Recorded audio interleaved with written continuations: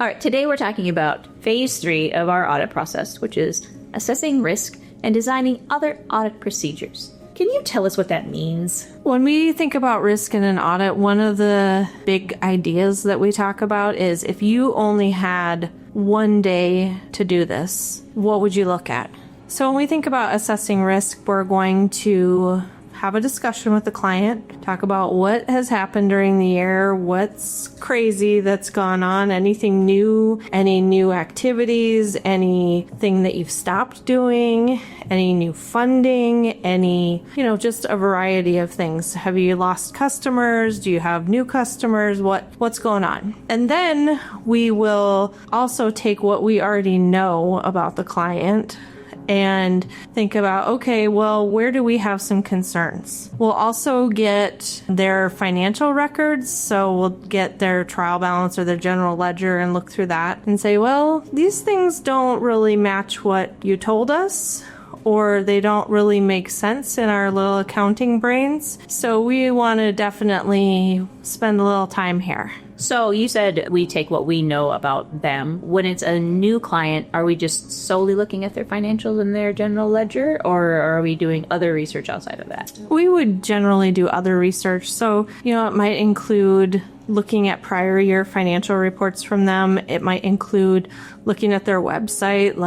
That's a big part of information gathering is tell me what you do. Tell me what your organization is all about so that I have some idea what I'm looking at and what I should be looking for. So the very first bullet point in our proposal when we talk about this phase is assess risk of material misstatement from error or fraud based on internal controls, combined with inherent risk of significant accounts. Yeah. Is that everything that you just said, but different? Kind of. So this is where we go to all these trainings, and these instructors can be really funny. Accountants have come up with this math with letters. And it's like, okay, if you have low risk times high risk, it's low risk, so we have all these fun little things that we do. And that is, in a nutshell, what you just explained right there. So basically, we look at different pieces.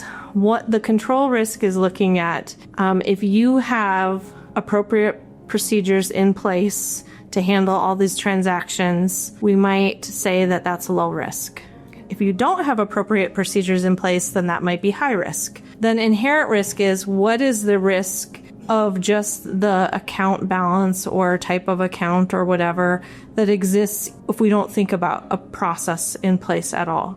So, it could be, if we're looking at bank accounts, the risk might be that you have bank accounts listed that are not real. That sounds bad. That's a risk that we might consider. Or maybe it's that you have bank accounts out there that you don't know about. Also sounds bad. Yeah, also bad. Mm-hmm.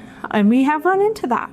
So it's a real thing that could and has happened. Correct. Okay. So it's looking at risk two different ways, and then we kind of put it all together and say, all right, when we look at these two pieces of risk, what ultimately is our risk here, and what do we need to do to be comfortable that we have addressed that and minimize that risk? Okay. So when you say inherent risk, just about the process involved for doing the books or whatever it is, does one weight more than the internal controls piece? Is that piece, they're basically the same? They're just multiplied beside each other. All right. That's straight up multiplication. Just audit math right there. That's right. Okay. Math with letters. That's right. It's like people were maybe getting too much of an understanding about accounting. So we're like, let's throw in some math with letters so that they're really they're not going to get into our world at all. Yeah. No.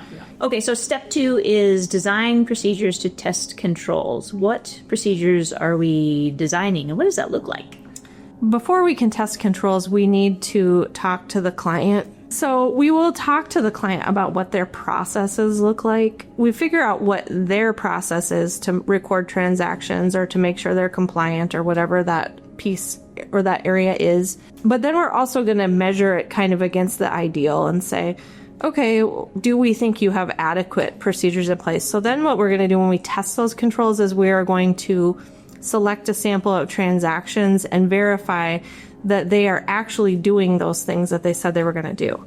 So it can be things like You say that you're going to have somebody review the bank reconciliation after it's performed. Prove to us that you did that. And if you can't prove that, then we would say this is a control problem because nobody's looking at this. And it's really hard in accounting because the rule is kind of like, unless you documented it, it didn't happen. Yeah. So you can tell me that Evan looked at every single one of these, but I don't have any way of knowing that unless there is some piece of documentation that shows that, yes, there is a time and date stamp that Evan approved this on his computer, or he actually physically initialed it or something. You have to prove that to me that you did it. And so when we look at controls, we have to have an understanding of controls. So we don't necessarily have to test them all. So we will always select a sample of transactions just to make sure that we have an understanding. To get that understanding, we don't always have to pick transactions. Sometimes it could be like, all right, I'm going to sit with you and watch you do this, or,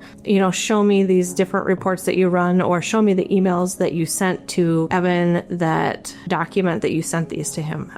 Those kind of things too. We do have to for sure test controls when we are doing federal program audits, because you have to be able to rely on the processes that are in place to make sure that they are complying. The government will require that there's some sort of recording of what happened. Right. So we have to test that. If there are problems with that, we would report that. So then for the third step, it says design audit procedures responsive to internal control design and risk of material errors. Is that what you're saying, where we figure out what your process is and then we test that process to make sure that it does the way that it says it's going to do, and then check to see if there's something wrong that would be materially wrong that we'd have to report? Right.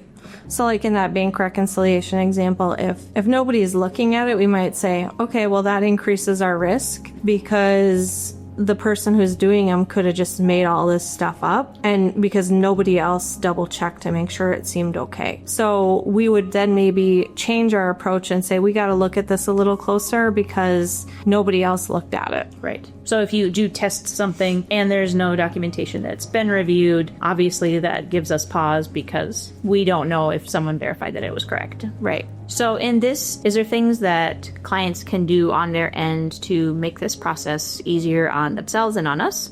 I think one of the big things that clients should have is some documentation of what their processes look like. Sounds like a good idea. So if you've ever had an audit, it is something that we ask for every single time, or we might have documentation and we ask you to update it, but that is really something that they should have. They should know, what does it take to get a check cut? What does it take to get payroll processed? How do we record revenue when it comes in? Who does that? They should be able to outline all of those processes, and that would be a huge head start if they could have that and have that ready and accurate. And I would think not only for our processes, but also if you bring on new people, then having something to show them to say this is how the process works. Right. For continuity's sake, for clients, that is also helpful.